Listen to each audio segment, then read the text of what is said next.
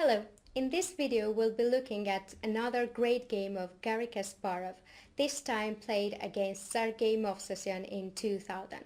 I chose this game to show you how Kasparov seizes the initiative and converts it into decisive attack. So let's go back to the game, and of course we have a Najdorf opening. Knight f3, d6, d4, cd4, knight d4, knight f6, knight c3 and a6. Movsesian chose bishop e3, English attack, e6, f3, b5, queen d2. White follows his plan with long castle and attacking on the king side. Black develops with knight bd7, castle, bishop b7, g4. We will quickly go through the opening phase. So after knight b6, Movsesian chose queen f2. Of course, white has plenty of choices at this point, but now white has an obvious threat, knight c6 or knight f5. So in case of natural move, bishop e7, knight e6, attacking on b6 or knight f5 gets a big advantage. So queen f2, knight fd7. Black brings the knight to d7, protects the b6 knight, and of course is not under g5 attack at some point. King b1. Bishop d3 is mostly played, and after rook c8, knight ce2, but in the game it was king b1, rook c8 and bishop d3. Let's take a moment in this position and let's have a look. There are many plans like bishop e7, castle, and then to start the attack on queen side. But Kasparov makes a typical exchange on c3 with rook c3. Of course it doesn't win on spot, but it's very typical in Najdorf. bc3, queen c7 and knight e2. Now we can see that queenside pawn structure is very bad, and at some point after development with bishop e7 and castle, white king will be in danger. So bishop e7, g5. White starts to push on king side, castle and h4. Now it is all about who is going to be first in the attack. Knight a4. Kasparov improves the position of knight, and now it attacks on c3.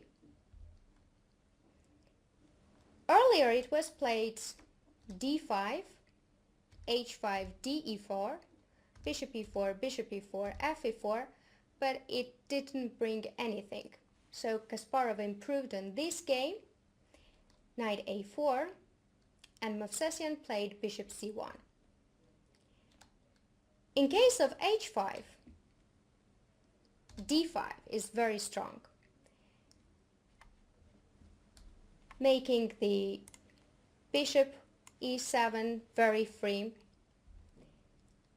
and after e d5, bishop d5 is into attack, bishop e4, bishop c4, with the idea of bishop e2, knight c3, and if bishop d3, queen a5, queen is also in attack with a lot of ideas with bishop a2 and knight c3. So let's get back to the game. Bishop c1, knight e5, h5 and d5. Of course d5 is a human move and a very good move, makes free diagonal for dark squared bishop, But there was a very interesting move like f6. This is to play another type of position, as the rook is on f8 and mysteriously attacks the f3 pawn. After gf6, bishop f6 goes into attack and stands very good on this diagonal. But of course d5 is also very good. Queen h2. Movsesian pins the knight on e5. He had, of course, other moves like h6, g6, queen g3, but after bishop d6, queen g2, rook c8, black has a good initiative. In case of e d5, bishop d5, and bishop e4, we have the similar line with bishop c4, threatening bishop e2 and knight c3, bishop d3, and queen a5. So queen h2, bishop d6. Now queen has to go, because in case of f4, de4 is very strong, sacrificing the piece, but after fe5, bishop e5, attacking the queen on h2 and the c3 pawn, queen h3, black does not take on d3, but instead takes knight c3, queen c3, and the mate on a1 is unavoidable. So, queen h3, knight d3. A very important moment. Is this bishop good on d3? Or is there something concrete after knight d3? This bishop, of course, is not good on d3, but after e d5 it might be dangerous for h7 pawn. But this is not the reason why Kasparov exchanged this bishop on d3. Knight d3, cd3. Maybe he wanted to take on c3, but of course not. After knight c3, queen c3, bishop b2, now we can see that finally the bishop is very active on long diagonal, and after queen b4, g6, the position is very messy and probably it's very good for white. So knight d3. Well, I forgot to mention about rook d3, but after de4, rook d6 is forced because after fe4 there is bishop e4 attacking two rooks. So rook d6, queen d6, if h6, g6. Black is completely winning. So knight d3, cd3, and a very concrete move, b4. I like this move very much. It opens up the file along king, and we can see that the queen on h3 is totally out of play, and the knight on e2 and the bishop on c1 is actually very badly placed, because after cb4, rook c8, white cannot defend the c2 square comfortably. King a1 was played in the game. Instead of king a1, white could go rook d2, covering c2 square, but there's the bishop coming to b4, rook b2, and knight b2, completely winning for black. Rook c8, king a1,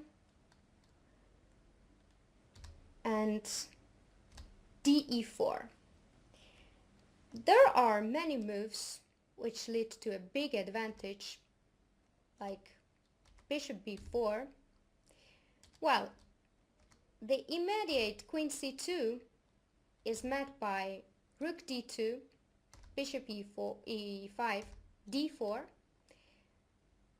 bishop takes d4. Now we see a great trick if knight d4, mate in 2 with rook c1, but this time rook takes d4 and queen e2, queen f1. Queen is back in play and the position is very messy.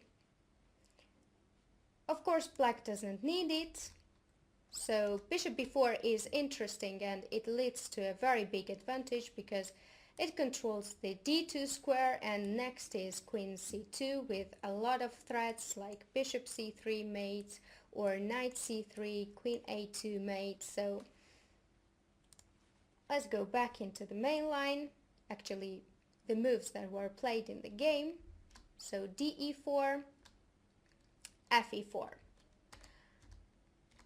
de4 runs into bishop e5, knight d4, bishop d4, rook d4, and queen c1, the same mate.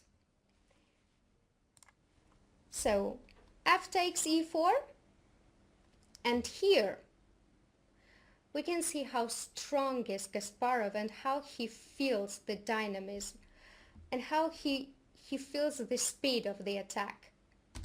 Bishop e4. A great move. Now, white cannot take on e4 because of the same idea with bishop e5, knight d4, bishop d4, and mate on the first rank. Bishop e4, g6.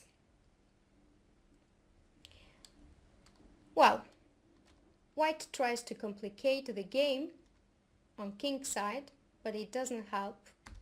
Bishop h1, queen h1, bishop b4.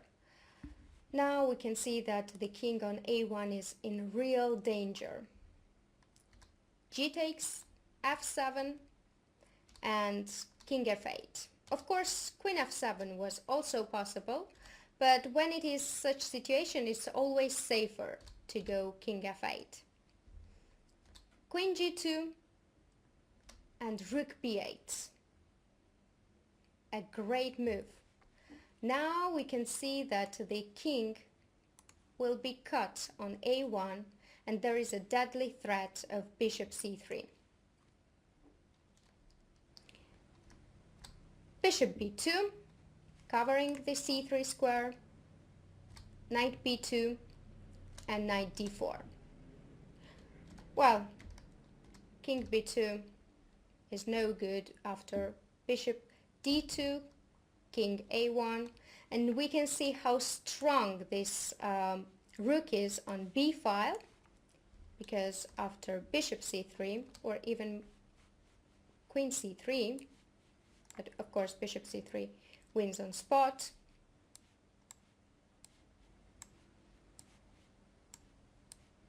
there is a mate. So knight b2 and knight d4. White's lost hope. But we know how great Kasparov calculates, so after knight d1, the very simple and final combination, knight e6 and king f7, Movsesian resigned. Of course, taking the queen leads to a mate. Rook b2, mate is unavoidable, and queen g7, king e6, queen c7 loses after bishop c3, and queen h6, black goes king f8, and white has no more checks. So after queen g7, king e6. Yeah, we saw all the lines with queen c7 and bishop c3. And that's why Sergei Movsesian resigned here. I hope you enjoyed the game and see you in the next video.